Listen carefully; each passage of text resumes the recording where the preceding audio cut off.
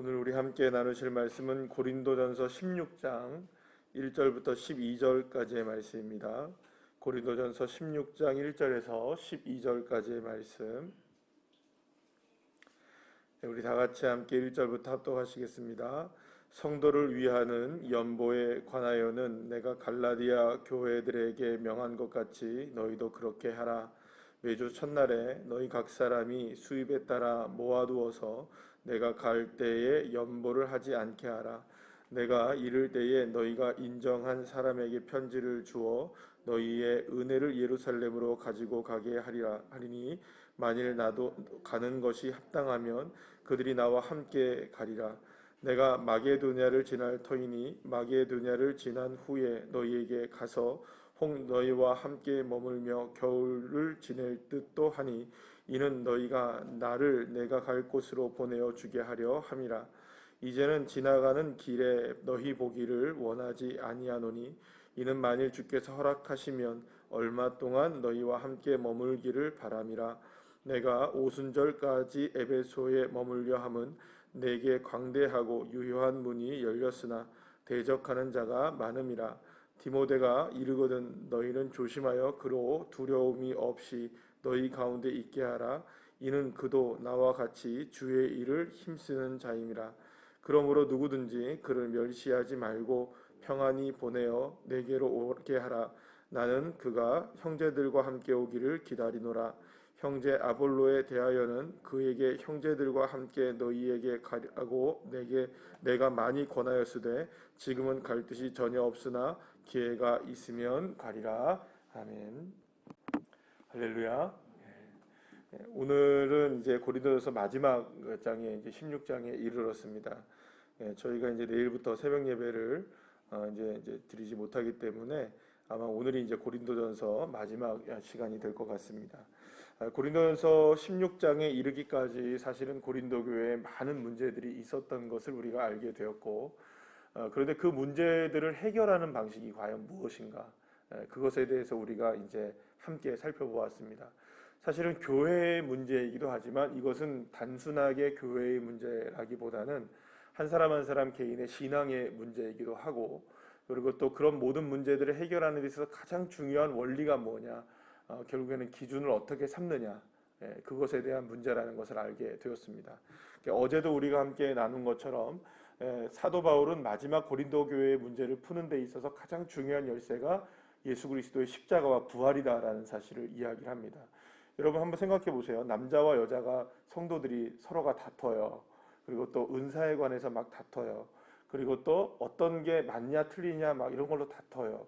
그런데 그러면 사실은 물론 사도 바울이 그런 문제에 대해서 이렇게 해결하라 저렇게 해결하라 이야기를 다 했죠. 지금까지 은사는 이런 식이고 저런 식이고 또 뭐 어떤 남자와 여자와의 관계 속에서 어떻게 이걸 해결해 나가야 되느냐, 뭐 머리에 수건을 쓰는 문제는 어떻게 해야 되느냐, 먹으러 모일 때는 어떻게 해야 되느냐, 성만찬은 어떻게 해야 되느냐, 또 목회자를 판단하는 일까지 있었잖아요. 그죠? 처음에는 그런 문제도 있었고 여러 가지 문제들을 복합적으로 나타나 있는 우상 숭배에 관한 문제가 어떠냐, 뭐 이런 식으로 여러 가지 복합적으로 나타난 문제들은 사실은 사도 바울이 그때그때마다 그거를 이야기를 하면서 풀어나가긴 했습니다만, 궁극적으로 정말로 이렇게 모든 것들을 아우러서 얘기할 때에는 정확하게 고린도전서 13장에서는 딱 한마디로 얘기를 합니다. 다 무엇으로 풀어내라, 사랑으로 풀어내라, 이렇게 얘기합니다. 그리고 그렇다면 14장 15장을 통하여서 이야기한 건 뭐냐, 그러니까 14장과 15장을 통해서 그러면 그 사랑이 뭐냐, 그 사랑은 어디에서 드러난 사랑입니까? 십자가에서 드러난 사랑이고 부활을 통해 승리한 사랑이다. 그래서 모든 것들을 풀어나가는 방식은 뭐냐, 그러면 예수 그리스도의 십자가와 부활밖에 없다. 그러니까 다시 말하면 우리의 시작도 완성도 다 예수 그리스도를 향한 믿음의 근거를 두고서 많이 해결해 나갈 수 있다는 사실을 이 고린도 교회를 향한 문제를 해결하면서 사도 바울이 역설하게 된 것을 우리가 보게 되었습니다. 사랑하는 여러분, 저와 여러분의 다시금 우리가 한번 다짐해야 될 것들이 그런 겁니다. 그러니까 이 고린도 교회의 문제는 다시 말씀드리지만 우리 모든 성도들에게 드러나는 문제들입니다. 단순하게 교회만의 문제가 아니라 우리들의 문제이기 때문이죠. 우리들도 다양한 문제를 경험하며 살아갑니다. 그 문제들을 해결하는 데 있어서는 사실상 현실적인 문제들이 있다는 거죠. 예를 들어서 뭐 물질에 관한 문제면 물질을 어떻게 해결할 것인가, 건강의 문제면 건강을 어떻게 해결할 것인가. 예를 들어서 한번 생각해 보면 어떤 사람이 질병에 걸렸다. 그러면 여러분 어떻게 해야 될까요? 이거를 이거를 갖다가 어떤 병원에서 어떻게 치료를 받을 것인가는 현실적인 문제잖아요. 그런데 그 현실적인 문제와 함께 그 이전에 기준을 삼는 문제가 중요하다는 거죠. 그러니까 분명히 현실적으로 풀어나가야 되는 일들은 우리에게 있을 겁니다. 그러나 첫 번째 단추가 뭐냐는 거예요. 첫 번째 단추. 저와 여러분의 인생에 그 어떤 문제가 다가오다 할지라도 첫 번째 단추는 예수 그리스도라는 겁니다. 그러니까 예수 그리스도의 기준을 딱 세우고 나서 병원에 가고 또 물질의 문제를 풀고 관계의 문제를 풀고 영적인 문제를 풀어나가는 것이죠. 그러니까 이게 삶의 문제를 풀어나가는 방식은 다른 사람들은 모르겠습니다. 그리스도인들은 다르다는 겁니다. 예수를 우리가 믿는다는 것은 우리의 삶의 우선순위가 달라진다는 이야기입니다. 그래서 우리가 이게 지금 그 모든 삶의 기준이 무엇인가에 대한 문제를 두고 시작을 해라. 예수님의 십자가, 그것이 나의 삶의 기준이고 예수님의 부활이 나의 삶의 기준이 되고, 그러니까 그걸 통하여 물질의 문제를 바라보고, 그걸 통하여 건강의 문제를 바라보고, 그걸 통하여 우리의 삶에 다가오는 관계의 문제들을 바라보고, 가족의 문제를 바라보고, 또 내가 사명의 문제를 바라보고, 사역의 문제를 바라보고, 그러니까 모든 것이 우리의 눈이, 그래서 히브리서 12장 2절의 말씀이 그거 아닙니까? 믿음의 주요 온전케 하신 이신 예수를 바라보라. 우리의 믿음의 시작이요 완성이신 예수님을 바라보자. 우리의 삶의 시작도 알파도 오메가도 뭡니까? 예수 그리스도라는 말은 결국에는 우리의 삶의 모든 렌즈가 무엇이 되어야 되느냐? 예수님이 되어야 되는 겁니다. 안경을 쓰시는 분들은 대부분들 잘 아실 거예요. 안경을 쓰는 의미와 똑같은 겁니다. 그러니까 여러분들 안경을 쓰신데 눈이 좋으셔도 여러분 돋보기는 쓰시죠. 어르신들은 다 돋보기. 저도 이제 노안이 와서 돋보기를 쓰는데요. 그러니까 안경을 좀 쓰는 사람들은 다 아는 거예요. 그러니까 안경을 벗으면 보이지가 않아요. 안경을 쓰면 보인다고요. 그러면 여러분들이 안경 쓰시는 분들은 잘 이해를 할 텐데 아침에 일어나자마자 하는 일이 뭡니까? 제일 먼저 하는 일이 안경 찾는 일입니다. 안경을 쓰시는 분들은 아세요. 안경을 찾아야 돼요. 왜냐하면 안경을 안 찾으면 일어나도 보이질 않는 거예요. 그러면 제가 제일 먼저 하는 게 뭐냐? 물론 알람 끄는 게 먼저입니다. 그죠? 새벽에 일어날 때 제일 먼저 하는 게 우리가 알람을 켜고 끄는 일이겠죠? 근데 일어나서는 제일 먼저 하는 일이 뭐냐? 안경을 찾는 일입니다. 그러니까 일로서 하나님 감사합니다. 기도하는 거 말고 일로서 안경을 찾는 게 먼저예요. 왜냐? 봐야 되니까. 그게 기준이 된다는 거죠. 뭘 바라보느냐. 예수님으로 여러분 바라보시기를 축복합니다. 이 말은 형이상학적이거나 이상적이거나 어떤 이론적인 이야기가 아닙니다. 저와 여러분의 마음이 그렇게 결정되어져 있는 게 중요합니다. 그게 신앙 아니겠습니까, 여러분?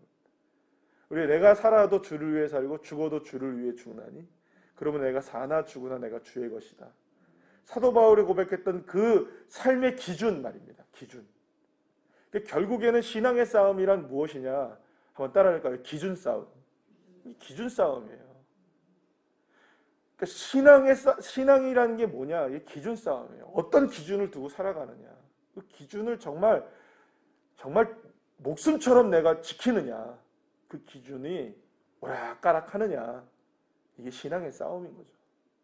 예수님이 기준이 되시기를 축복합니다. 그래서 오늘 사도 바울이 이제 16장에 마무리를 지면서 이제 저는 고린도전서의 마지막 오늘 시간이라 전체적인 이야기를 좀 드렸었는데요. 고린도전서 16장에 보면은 마지막 마무리를 하면서 그런 얘기를 해요. 고린도 교회 성도들이 참 착한 사람들이에요. 나쁜 사람들이 아니라는 거죠. 참 은혜롭고 신실하신 분들입니다. 그래서 지금 부탁을 하는 거예요. 뭐냐면 예루살렘 교회가 기근을 당해서 굉장히 어려웠거든요. 그래서 갈라디아 교회를 비롯해서 많은 그 주변에 있는 교회들이 연보를 통해서 헌금을 통해서 누구를 도왔냐 하면 이 고난과 기근 가운데 있는 예루살렘 교회, 장자교회였죠, 그죠? 모든 게 다 거기서부터 시작된 게 아니겠어요?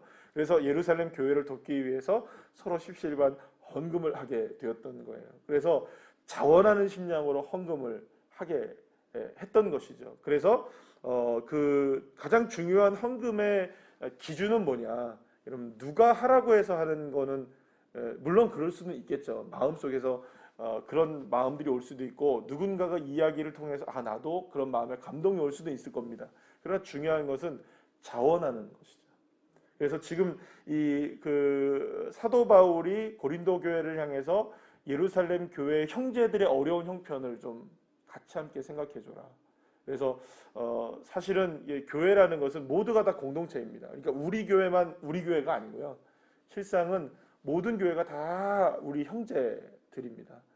고통을 당하고 있는 많은 우리가 사실은 우리가 역량이 좀 부족해서 우리의 역량이 부족해서 그렇지 우리가 하나님의 은혜 가운데 정말 우리의 형제들 교회들을 돕는 일에 하나가 된다면 얼마나 좋은 일인지 몰라요. 그래서 실제로 우리 선교회에서 교회가 기도하고 있는 개척교회를 위해서 이렇게 또 헌신도 해주시고 이런 일들이 있었어요. 그래서 참 얼마나 감사한지 몰라요. 그런 일들을 보면 우리도 부족하지만 작은 것들을 나누어줄 때 그 목사님들이 연락이 오셔서 너무 고맙다고 감사하다고 그렇게 연락이 올 때 너무나 마음이 저희도 부족하지만 그래도 감사한 것들이 있죠. 그래서 여러분 중요한 건 뭐냐 하면 결국에는 이 작은 헌신은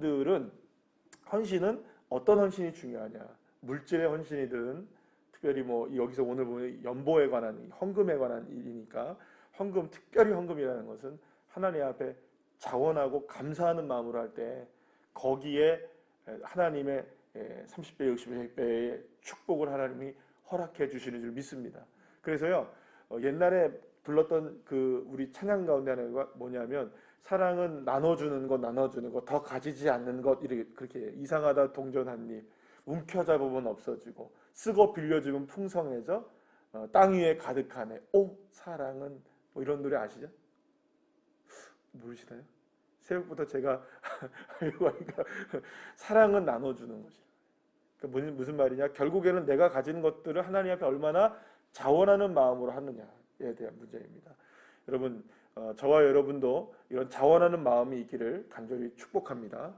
그리고 마지막으로 이제 사도 바울이 이야기하는 게 어떤 이야기를 하냐면 이제 고린도 교회를 곧 방문하게 될 계획에 있다라는 얘기를 해요.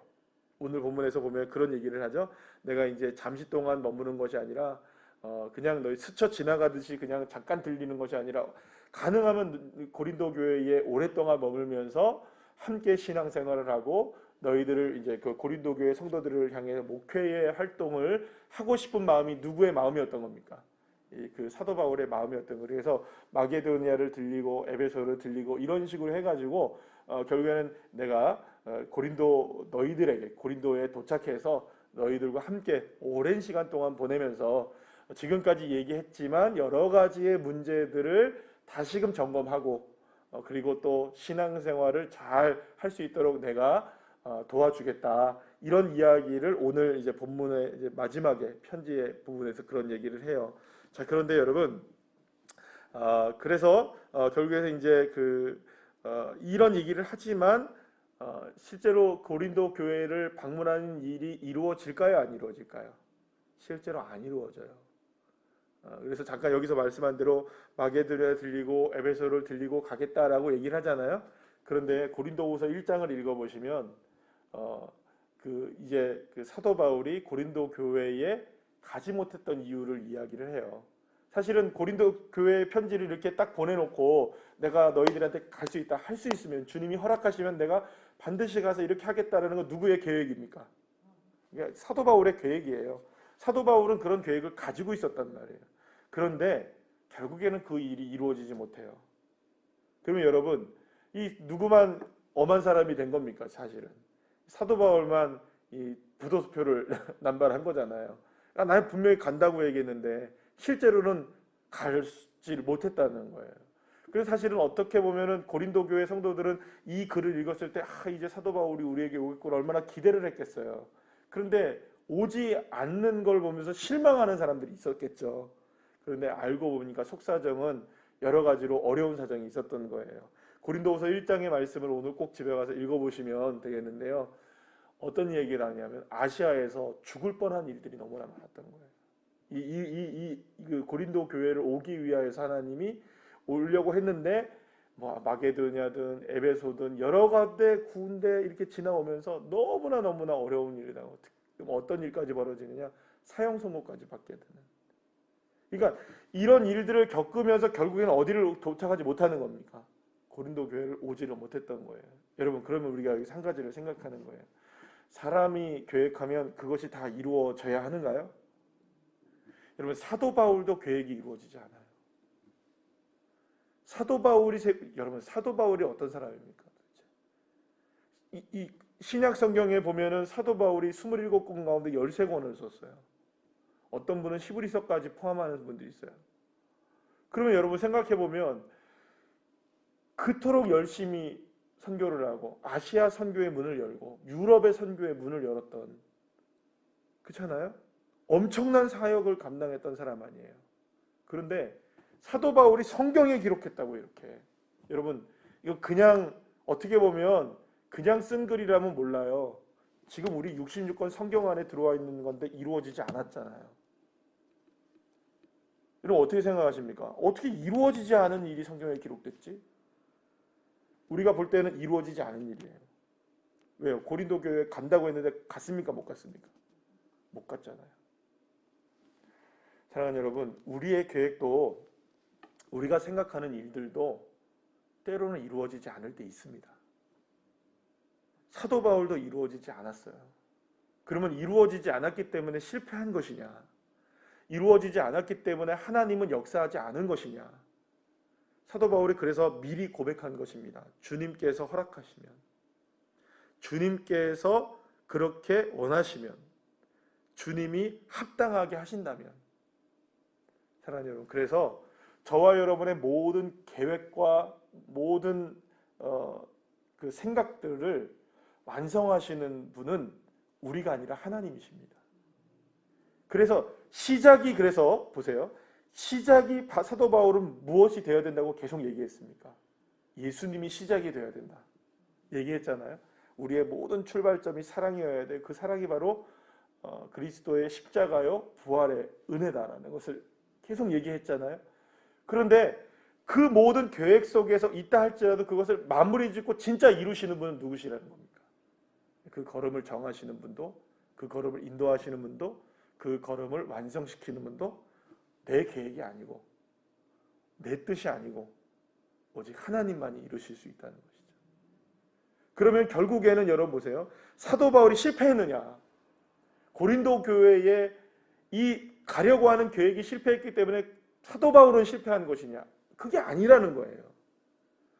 다른 곳에서 하나님의 역사가 일어났고 그곳에서 하나님의 열매가 풍성하게 맺어졌으면 나름대로 고린도 교회를 향해서는 다른 사람들을 통해서 역사가 일어나기 시작했고, 그래서 이후에 고린도 후서의 내용을 여러분들 읽어보시면 고린도전서는 굉장히 공격적으로 막 이렇게 해라 저렇게 해라 막 얘기를 하는데 고린도 후서에서는요 더 이 고린도 교회 성도들을 감싸요. 계속 위로합니다. 그러니까 이것에 위로를 받았던 사람들이 있었던 거예요. 고린도 편지를 첫 번째 보낸 편지를 통해서 위로를 받았던 성도들이 실제로 있었던 거예요. 그리고 변화된 사람들이 많았던 거예요. 이 편지 하나를 가지고. 그러면 결국에는 이런 거죠. 만약에 하나님이 고린도 교회에 바울을 보낼 수 있으셨겠죠? 분명히. 그런데 하나님이 막으신 거겠죠. 왜 그랬을까요? 만약에 그렇게 해서 진짜로 고린도 교회에 왔다면 진짜 누가 신이 되었을지도 모르겠어요. 예, 사도 바울이 정말 높여졌다가 그렇다가 더 이상한 일이 벌어질 수도 있었던 거예요. 그러니까 왜 그랬는지는 우리가 몰라요. 그죠? 하나님이 왜 고린도 교회를 안 보내시는지 모르지만 모든 뜻은 누가 다 이루시는 겁니까? 하나님이 이루시는 것이죠. 사랑하는 여러분, 그렇기 때문에 저와 여러분의 믿음의 눈은 시작이 주님이셔야 하고요. 완성도 주님이 시킨다. 그러니까 우리는 그 안에 있는 겁니다. 그러니까 그 안에 있다는 말은 무슨 말이냐? 무슨 일을 만나든지 하나님은 형통하게 하신다. 그러니까 내 삶이 형통이라는 표현을 여러분들 잘 아시기를 소망합니다. 잘 되는 게 형통만이 아니라 때로는 안 되는 것도 형통이고요. 그래서 기다리는 것도 형통이고 지체되는 것도 형통이고 돌아가는 것도 형통이고 막혀지는 것도 형통이고 왠지 아십니까? 시작이 예수님으로 시작했으면 마무리도 예수님이 되니까 결국 형통한 것이죠. 믿습니까, 여러분? 고린도 교회를 향한 편지 속에 그토록 예수 그리스도로 시작하라고 했던 이 사도 바울의 이 고백이 결국에는 이루어지지 않는 일을 기록되어지게 한 것은 실패를 기록한 것이 아니라 그렇구나. 내 계획을 이루는 게 아니라 누구의 계획이 진짜 이루어지는 거구나. 여호와 하나님의 계획이 이루어지는 거다.